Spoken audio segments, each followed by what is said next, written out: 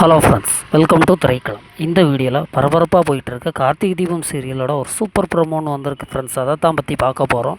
அதாவது பார்த்திங்கன்னா, கார்த்திக் வந்து ரேவதியை கனடா போக விடாமல் தடுத்து நிப்பாட்டுறதுக்கு ரேவதிக்கு திரும்ப திரும்ப கால் பண்ணிக்கிட்டே இருக்கார். ஆனால் கால் எதுவுமே போக மாட்டேக்கி. எதனாலன்னு பார்த்திங்கன்னா, ஏற்கனவே சந்திரகலா ரேவதியோட சிம்மை டேமேஜ் பண்ணி உள்ளே போட்டாங்க. அதனால் ரேவதிக்கு எந்த ஒரு ஃபோனுமே போகலை. இதனால் கார்த்திக் என்ன பண்ணுறாருன்னா, டேரெக்டாக அங்கேயே கிளம்பி வராரு ஏர்போர்ட்டுக்கு. ஏர்போர்ட்டுக்கு வந்து ஒவ்வொரு இடமா சுற்றி பார்க்குறாரு. ரேவதியை காணோம், ஒருவேளை கிளம்பிட்டாளா அப்படின்னு சொல்லிட்டு பார்க்குறதுக்காக விசாரிக்கிறாரு. அப்போது ஃப்ளைட் 1 ஹவர் லேட்டு அப்படிங்கிறது கார்த்திக்கு தெரிய வருது. இதனால் ரேவதி எங்கே இருக்கான்னு பார்த்தோன்னே சந்தோஷத்தில் இன்னும் போகலை அப்படின்னு சொல்லிட்டு ரேவதிகிட்ட பேச வராரு.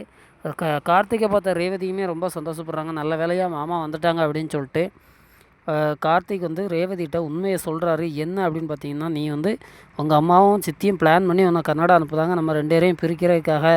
இனிமேல் நீ வரவே கூடாதுன்ட்டு ஃபேக் டிக்கெட்டை யூஸ் பண்ணி உன்னை கன்னடா அனுப்புகிறாங்க அப்படின்னு சொல்லிடுறாங்க. இது அந்த உங்கள் அம்மாவோட ஃப்ரெண்டு மூலமாக நான் தெரிஞ்சுக்கிட்டேன்.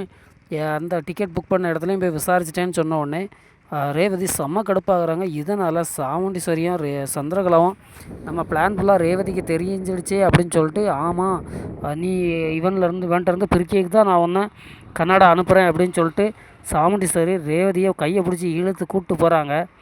எப்படியாவது கன்னடா அனுப்பி விட்றணுன்னு பார்க்குறாங்க. ஆனால் ரேவதிக்கு போகிறதுக்கு மனசே இல்லை. கார்த்திக் இங்கே இருந்தால் கண்டிப்பாக அவனை கன்னடா போக விட மாட்டான் அப்படின்னு சொல்லிட்டு கார்த்திக் மேலே ஒரு பொய்யான புகாரை கொடுத்து ஏர்போர்ட் போலீஸ் மூலமாக கார்த்திகை அரெஸ்ட் பண்ண சந்திரகலா வழி பண்ணுறாங்க. இதனால் கடுப்பான ரேவதி சந்திரகலாவை கன்னத்திலே ஒரே அறை ஓங்கி அடிச்சிடுறாங்க. சாமுண்டீஸ்வரியும் கோவத்தில் இருக்கிறாங்க. இனிமேல் ரேவதி கன்னடா போவாளா இல்லையா அப்படிங்கிறத நம்ம முழு எபிசோடை பார்த்து தெரிஞ்சுக்கலாம்.